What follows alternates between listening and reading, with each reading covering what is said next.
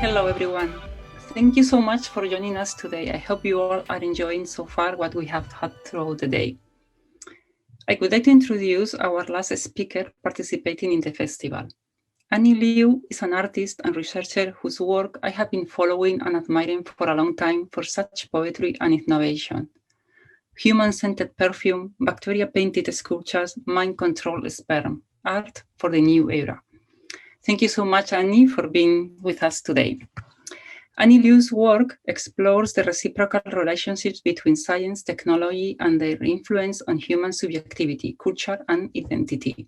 Recurring themes in her work include gender politics, biopolitics, labor, simulation, and sexuality. She is currently teaching at Princeton University. Annie is exhibiting in our gallery in our gallery exhibition, Olfactory Time Capsule for Earthly Memories.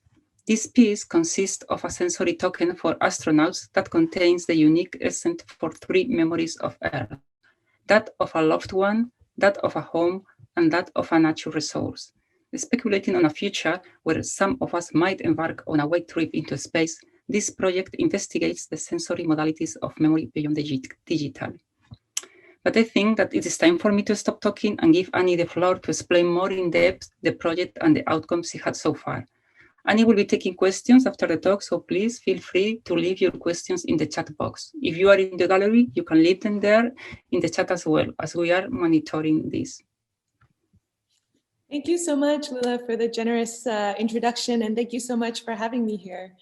Let me share screen. Okay. So yes, hello. Thank you so much for having me here today. It's been so inspiring visiting the exhibit and learning about the work and research of so many amazing artists. Today, I'm going to share with you a project of mine called Olfactory Time Capsule for Earthly Memories. But first, I wanted to tell you a little bit about myself. My name is Annie, and I'm an artist that works with the tools of science and technology to investigate themes that I think artists have always investigated, themes of what it means to be human.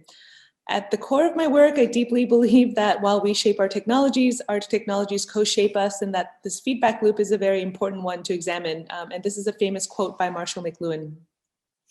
Some previous works of mine include a series of self-portraits that investigate my identity as a collaboration and constellation of other organisms that co-make me through my microbiome and so on. There's another piece where I controlled the movement of sperm with my mind to raise questions about the biopolitics of reproduction, bodies, gender, and control. Most recently, I've been creating a series of toys designed with AI that explores how gender is taught to children through objects. Basically, I've been feeding a machine learning model a bunch of descriptions of boys and girls' toys from online stores and asking it to invent new toys based on what it's learned in an attempt to find the zeitgeist of what makes a toy male or female. And lastly, I've been designing a video game to explore topics of systemic racism and sexism, and you can play it eventually on shapesandladders.com. But today, I wanted to talk about smells. A few years back, I became obsessed with learning how to create emotional smells, particularly the smell of a human. I think I was just responding to all of the virtual reality and simulations that I was experiencing at that time. And this is even before COVID, when I'm basically always experiencing life through seemingly a camera or Zoom or other kinds of simulations. And then I really wanted to get back to something animal, the wet, the sticky, the olfactory. And at the same time, I was doing a lot of research on the cultural history of smells. A memorable story that I found was this 19th century Austrian tradition in which couples in courtship would keep a slice of apple under their armpits during dances. And then at the end of the evening, you would give your used fruit to someone you liked the most. And then if they liked you back, they would eat your apple, which I thought was so kind of lovely and animal. Smell is incredibly emotional and has direct neurological pathways to memory. There's this beautiful quote by art historian Caroline Jones, in which she says that smell is pre-verbal and has no capacity to pretend. So this was in 2017, and I was doing this research on smells. And at that time, there was a lot of news. Oh, this is actually like 2015. And there was a lot of news about CRISPR. And in this kind of very naive way, I wanted to engineer a plant that smelled like my grandmother so that I could remember her forever. And that experiment eventually failed after 2 years of intense collaborative research with a chemist and plant biologist named Noam Pryorez. But it led to a few other projects, including the one that I'll be talking about today. During the research to engineer a plant that smelled like a human, we had to do a lot of research on what makes people smell like people. And long story short, through our research, we created a chemical protocol to create perfumes that could smell like a person. As I mentioned, my collaborator here was Noam Pryorez. And I started to show these perfumes around in different galleries, and it was really interesting to learn how smell is experienced, divorced from context.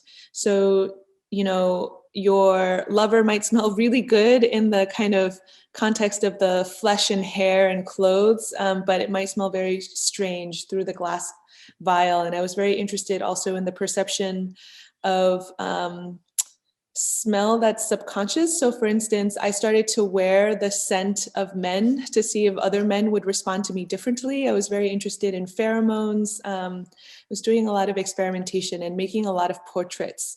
The same way that painters will paint people differently at different times of the day. I was interested in how I smelled when I was angry versus when I was in love versus when I was bored versus when I was thinking. And, you know, smell, I think, is very lovely because when you smell a molecule of something, unlike sight, in which a photon reflects off the surface of something and onto your retina, which translates into an electrical impulse that's rendered by your brain, when you smell something, a molecule of that thing binds with your receptor and intimately becomes a part of you, which I also found very, not just symbolically, but I guess ontologically significant. And so for me, this piece was not only an attempt to capture a feeling that's ephemeral, but also this constant negotiation between myself as a hormonal, impulsive animal and myself as a cultured thinking, planning, rational human being who would have to make these kind of precise protocols in the lab to achieve it. And then shortly after I completed this project, I was at MIT Media Lab and I was part of the space exploration group, and I had the opportunity to speak with a lot of astronauts. And of course, given my research with smells, I kept asking questions like, what does it smell like in space? What does it smell like in your astronaut suit? And, you know, what are the smells that you miss the most? And what are the smells that you couldn't stand? And one of the interesting things I learned is that when you're in zero gravity, as you are on the space station, the blood doesn't distribute in your body evenly. Like on Earth, gravity will constantly pull your blood to your feet. But in space, because you're in a zero gravity environment, there's equal amounts of blood all throughout your body, which actually makes it feel like you have a head cold and you have trouble smelling.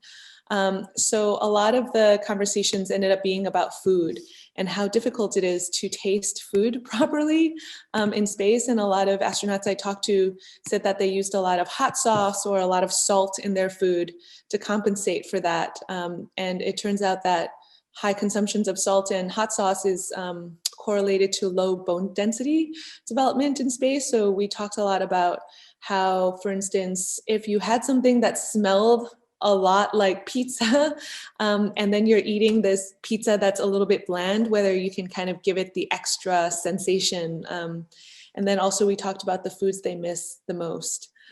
And those conversations led to this project, which is a sensory token that I imagine that astronauts would take into space, which would contain the unique scent of 3 memories on Earth.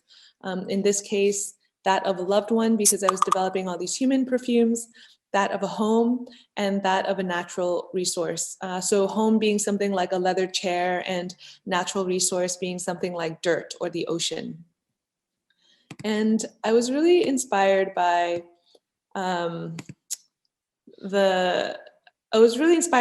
projects like the Voyager's Golden Record, a record that was made as a time capsule full of music and photographs from Earth and sent out into the universe. I think this was made in 1977. And I was like, you know, today with the amount of information that we can fit in a small microchip, you can take literally terabytes of movies and photographs and audio files into space, but there's just something so immediate about the kind of memory simulations that smell evokes. So I wanted to recreate something like this, but for smells. And so I started to speculate on a future where some of us might embark on a one-way trip into space. And this project investigates the sensory modalities of memory beyond the digital. So like I mentioned, beyond the terabytes of data, what are other things that we would want to bring with us into space, especially if we were gone on a one-way trip, or if we were going to enter the ultimate long-distance relationship? What other forms of communication and connection might we invent for an extraterrestrial future? And there was a lot of R&D for this project. Traditional perfumes, as you know, are aerosolized, and alcohol is the main base. But one of the problems that I encountered, so I was able to be sponsored by the MIT Media Lab Space Exploration Club to take this into a zero gravity flight for experimentation. And one of the challenges that I didn't anticipate is that all of the ingredients that I was using to make perfumes before were forbidden basically on such a shuttle, because what you don't want to do is aerosolize volatile molecules so that it might bother other passengers, or maybe they would get stuck onto the space capsule and then forever this space capsule will smell like your favorite armchair or something like that. So I had to develop basically a kind of polymer that releases odor slowly over time. And I was lucky enough to work with the International Flavors and Fragrances Corporation with a really wonderful designer named Anahita Melanik, and she was able to show me a polymer that IFF had developed for this purpose. So I was able to take it on a zero gravity flight, which is very memorable. And some of the things that we were measuring is whether my heart rate or blood pressure or other kinds of stress, physiological stress signifiers in my body would calm down if I was smelling something familiar while doing something very unfamiliar, like floating around in zero gravity. And long story short, my blood pressure and heart rate did not drop, but in a kind of funny way, every time I smell dirt now, I remember being in zero gravity, which I personally really love. Yeah, this is the prototype. In future iterations, I would want to include more smells. I would want to potentially create a capsule in which smells can be mixed dynamically, so that, you know, with one cartridge, you could potentially make hundreds of smells, the same way your printer has like 4 ink cartridges and mixes many colors out of it. But yes, this is something that I had been working on and thinking about, something that I continue to think about. What kinds of smells would we bring with us? The relationship between smells and research, the relationship between things that we consider traditionally emotional and fleeting, and things that we consider hardcore science. And I think that was my last slide. I'm happy to talk about any of these projects and more about this one in particular. Thank you so much for joining me on this project today. Thank you so much, Annie. That was wonderful. I think we have time for 2 or 3 questions. Let me see what the audience left. The chat box. Oops. Okay. Okay. We have, yeah, this is more general. In your pieces, you encompass the intersection of aesthetics, science, design, and technology. What inspired you to start blending art with science, technology, and politics? Really good question. Let's see. I think a lot of things, and maybe this is kind of cheesy, but I grew up as a first-generation Chinese-American, first-generation immigrant, and my family, you know, the idea of being an artist was totally unimaginable. the idea was that we were here and everything we had to do was to survive. So a lot of pressure was put on me from a very young age to learn math, science, technology, the kind of, I think, disciplines that were acknowledged and accepted by my family and by my peers. But for me, and this is the really cheesy part, I couldn't imagine a life without making art. I was just one of those weird kids who always needed to do it. And so I felt like this was the only way. I had to use what was given to me and then what I wanted to do and combine them. And then as I started to do it more, I realized that culture and technology and society are so interconnected. And I think this is where the biopolitics part comes into play. I think you see it a lot in gender and in medicine. And in race. And so, you know, the kind of assumptions that we make, that we consider fact. I think a good example is when you read scientific papers from the 30s and 50s about eggs and sperm. It's super gendered, like the sperm is sometimes described verbatim as heroic and the egg is very passive, when in reality it's very different than that. And so these are things that I think are very important to kind of trickle back out into culture and have conversations about. And I think art is such a good platform for it because it's a universal language. I think when we look at powerful artworks, it hits us in the gut, and hopefully it transcends language.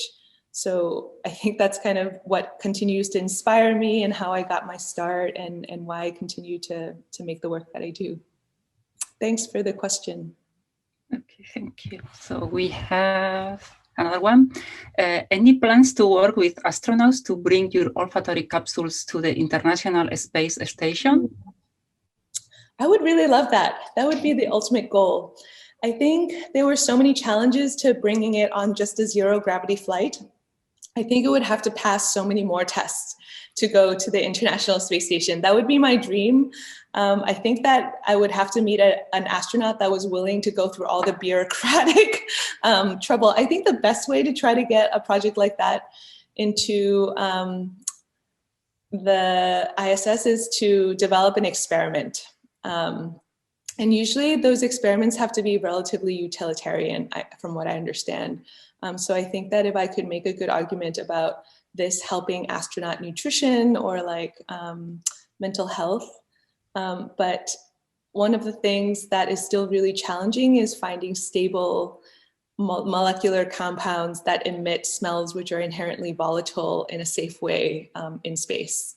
But yes, that would be a goal. And if you know any astronauts that want to work with me, I would love to have that collaboration. With them, thank you. Hi, Annie, such a cool project. Do you think about how smells might differ on Earth versus other planets? If it so happen that our bodies can smell there? Such a good question. There were so many things that were interesting that I learned from talking to astronauts. First of all, one of the big things is that, as everyone knows, things that stimuli that you experience frequently become invisible, right? So usually you don't smell yourself, even if you smell a lot. And apparently that is actually what happens on the space station and on long trips, that actually the whole shuttle smells a lot like body odor. And when they come back to Earth and they open the door, the people who open the door are like, oh my God, it smells so crazy. But nobody on the shuttle smells it because they're used to it. And then the question of how things smell differently on other planets is really interesting because all the smells that I know are mediated through our atmosphere and oxygen and all of these other chemicals that are in the air. One of the things that I think would be very different is because different planets are such different temperatures, and volatile compounds, we probably would perceive them differently at different temperatures. Like, things are more odorous when it's warm. So that's the only thing I could make a kind of educated leap about, but everything else, I have no idea. I think it would be so interesting and such a interesting problem for humans as us who don't breathe other atmospheric compositions well, I guess. But a really interesting question that I will continue to think about. Thank you for that. Right. So another one. So fascinating. Do you think your exploration in trying to find a smell that epitomize your grandmother solidified her smell in your memory and senses? By not finding an exact way to encapsulate it, it clarified it? Such a good question. Also a question that has a lot of poetry built into it, I think, because one of the things that I kept thinking about as I started to obsess over this over the 2 years is that at some point I was like, maybe using science to make this perfume is actually keeping me from moving on. That maybe part of life is letting go and knowing that people die, I will die, and that it's not all about memorializing forever like this. And the other thing that was interesting to me as I continue to work on it is that just like I mentioned, portraits are not static, you know, like a photograph could be static, but it really captures you and your essence in 1 second. But really the smell of my grandmother changes all the time, right? Like depending on what she ate and what medication she was on, or, you know, like she smells differently on different holidays or different times of the year. So that in itself was really difficult.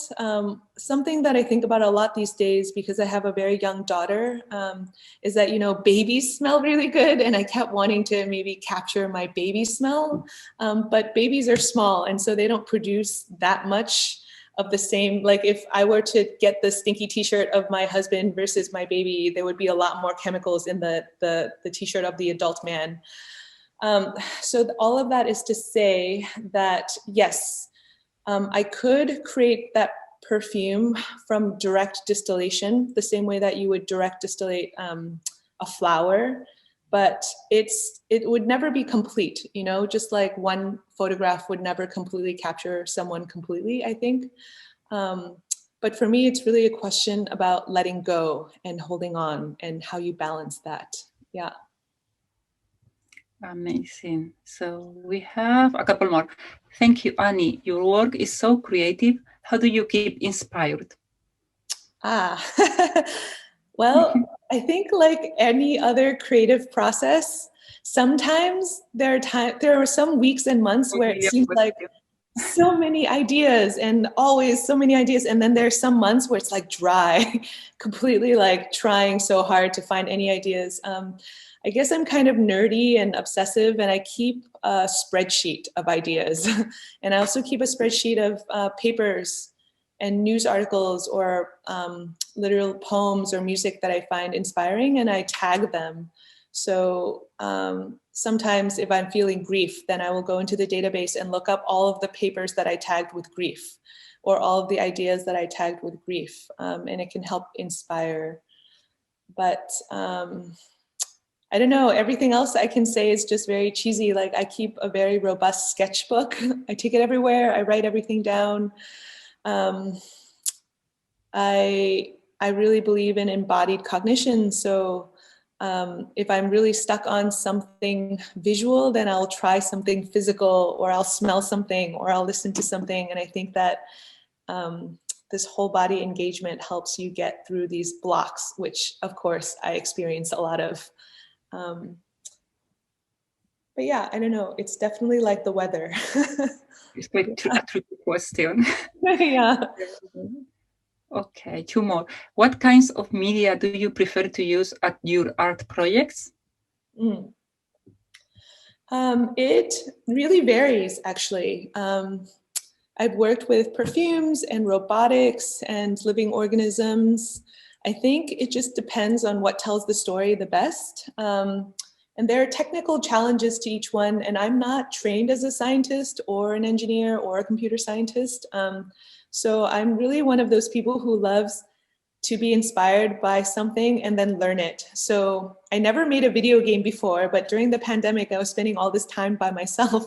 And I have a background in architecture, so 3D modeling was familiar to me, and I was already spending a lot of time playing Animal Crossing and Stardew Valley because I was so lonely and stuck inside. And I kept thinking like video games might be something to explore. And so it's very much self-taught. But I also work in particular with that project. I work with a great team. I work with Andrea and Michelle and John. So a lot of my work is very collaborative now. I totally forgot the original question because I started talking so much about. What kind of media do you? Yeah, the medium. Yeah. Medium. You know, I think everyone says this now, but I think it really is very anti-disciplinary for me. It really just has to do with a specific project. And I think that if I were to give a young artist an advice, is just to not be afraid to try. Like, I feel like growing up, I was told that you have to spend your lifetime becoming an expert in one thing. And I think that it's actually really wonderful as artists to make a lot of connections across many things. And so to become competent is important, I think, but I would say that I use a lot of different things. I also do very traditional things too, like I like to draw and use charcoal and watercolor.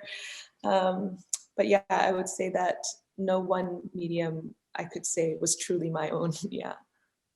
Okay, I think we have time for one more, for the last one. Thank you for sharing. What is your favorite smell on this planet? That's so hard. You know, I really, again, I guess you can tell now I'm a very cheesy person, but I really have to say it's my daughter. I think it's part of my animal circuitry. Like, I'm programmed to love the way she smells and to love her and to take care of her. But it's like, I've actually read a study that said it's the same part of a woman's brain as if she was to do cocaine. So, and especially in the beginning when you're so tired, I think it's necessary that you're just always smelling this baby, and then your cocaine part of your brain, it's like a lot of dopamine. But yeah, I would say that my favorite smells are very much tied to memories and people that I love. Yeah. Okay, thank you so much. I think that our time is up. So thank you so much, Annie, for being here today with us and for sharing these inputs. Me personally, I really enjoy listening to you. And yes, for our audience, please stick around and enjoy our panel discussion now that starts at 4:30 EDT. And after, we have our networking session starting at 5:30. So see you there. See you all there. Thank you so much again.